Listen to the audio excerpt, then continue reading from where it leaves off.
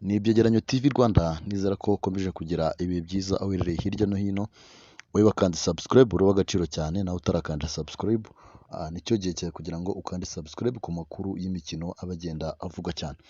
Breaking news bidasubirwaho rwose, confirmed. Kwizera Janvier uzwi nka Lihungu wari umunyezamu wa Police FC yamaze gusezera kuri iyi kipe avuga ko batazakomezanya umwaka w'imikino utaha. Uyu munyezamu wari uyimazemo imyaka igera kuri 4 yamaze kwerura ko umwaka wa nyuma muri iyi kipe y'abashinzwe umutekano, uyu ni umwaka wa nyuma nyine akinnyeho. Rero mu butumwa yashyize ku rukuta rwe rwa Instagram, ahajya ubutumwa nyine bwamara amasaha 28, yabwiye ikipe ko aho azajya hose izamuhora ku mutima.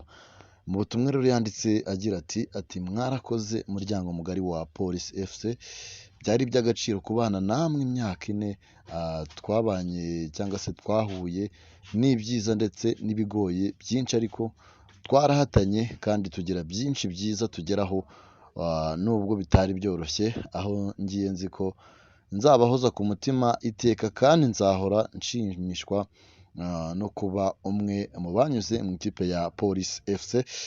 Uyu munyezamu rero imyaka 26 atandukanye na Police FC nyuma y'uko yari asoje amasezerano ye. Ntabwo yagize umwaka mwiza kuko ikipe yazanye Rukundo Onesme, umunyezamu w'u Burundi, akaba n'umunyezamu nyine wa mbere haba mu ikipe ya Police FC no mu ikipe y'u Burundi. Muri shampiyona hagati yaje kugira imvune y'urutugu yatumye asoza umwaka w'imikino adakina. Kwizera Janvier akaba yarakiniye amakipe 2 mu buzima bwe. Kuva muri 2014 nibwo yinjiye muri Bugesera ayizamura mu cyiciro cya mbere, ayikinira kugeza muri 2020, ari nabwo yajyaga muri Police FC yakiniraga kugeza uyu munsi. Ni umunyezamu buriya abatabizi cyane, ni umwe mu muvandimwe wa Imanishimwe Pierre wa APR FC. Buriya ni mukuru we kabisa, baravukana kuri se n'umuryango nyine kabisa.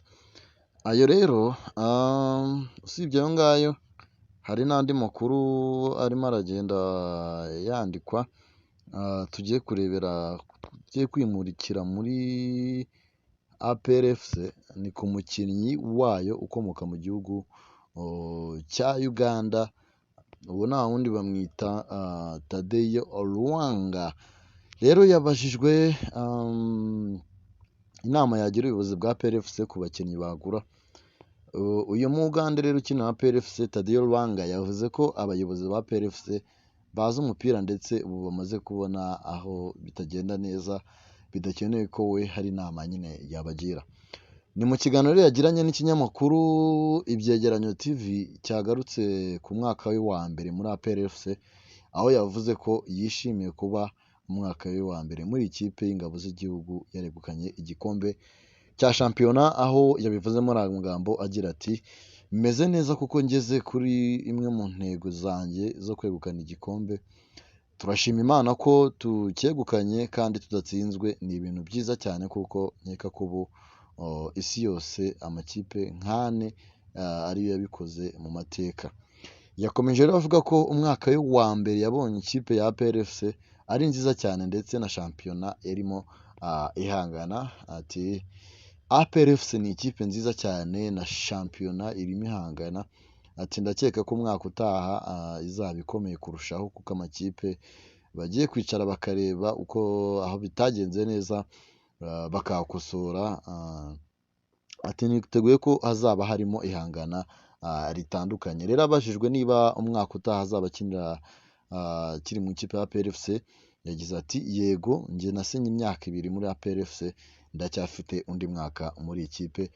Agaruka rero kuri Champions League batageze mu matsinda umwaka ushize, yavuze ko ari byo bashaka gukora umwaka utaha, ariko ibintu byose ni gahoro gahoro. Yagize ati umwaka utaha turashaka kugera mu matsinda ya CAF Champions League, ariko navuga ko bimeze nko kubaka inzu. Kugira ngo uyibone yuzuye bisaba ko utera intambwe ku ntambwe, ariko vuba tuzagerayo. Abajijwe rero inama yagira ubuyobozi bwa APR FC buyimugishije ku bakinnyi bagura kugira ngo ikipe ubundi ikomere, yavuze ko APR FC ifite abayobozi bazi umupira ubu bamaze kubona igikenewe. Ati ubuyobozi burabizi neza, bubizi neza kundusha, ubuyobozi ndabizi ubu bwamaze gukora ibikenewe, tuzagaruka ikipe imeze neza kurushaho. Tadeo Ruwanga rero ni umukinnyi ukina mu kibuga hagati wageze muri APR FC muri Nyakanga 2023 asinya imyaka igera kuri 2. Uyu mukinnyi w'imyaka 29 rero akomoka mu gihugu cya Uganda, yakiniye amakipe nka Express Football Club yari mu gihugu cya Uganda, Villa Sport Club nayo mu gihugu cya Uganda, Vipers Football Club yari mu gihugu cya Uganda, zose n'iziwabo, na Tanta yo mu gihugu cya Misiri.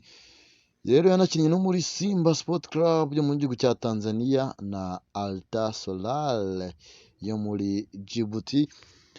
Ayo namwe mu makuru yavugwaga hano muri siporo. Icyo usabwa nta kindi rero ni ugukanda subscribe ukabajya ubana natwe mu biganiro tugenda dushyiraho buri munsi cyane. Ni Ibyegeranyo TV Rwanda nk'ibisanzwe, amakuru yo tuyakugezaho isaha ku isaha, umunota ku munota.